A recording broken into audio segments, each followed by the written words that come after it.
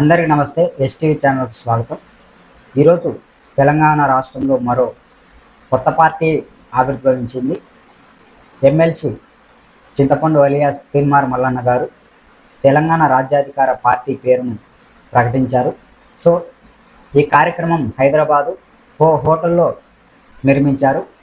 ఈ కార్యక్రమానికి బీసీ ప్రతినిధులతో ఏర్పాటు చేసి పార్టీ పేరును, పార్టీ జెండాను ఎమ్మెల్సీ తీన్మార్ మల్లన్న గారు అధికారికంగా ఆయన ప్రకటించారు.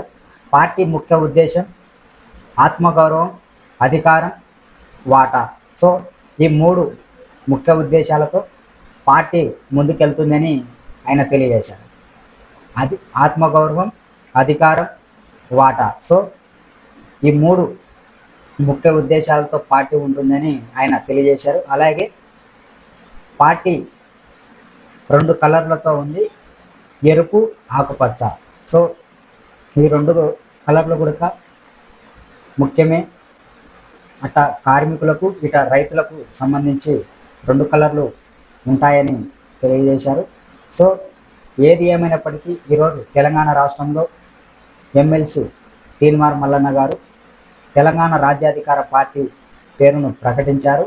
అలాగే పార్టీ పేరుతో పాటు రాష్ట్ర కార్యవర్గ సభ్యులను కూడా ఆయన ప్రకటించారు. మహిళా రాష్ట్ర అధ్యక్షురాలను, మహిళా కమిటీ కూడా ఆయన నిర్మించారు. మరి త్వరలో పార్టీ ఎలా ముందుకెళ్తుంది అనే కార్యాచరణ ఆయన తీసుకెళ్తానన్నారు.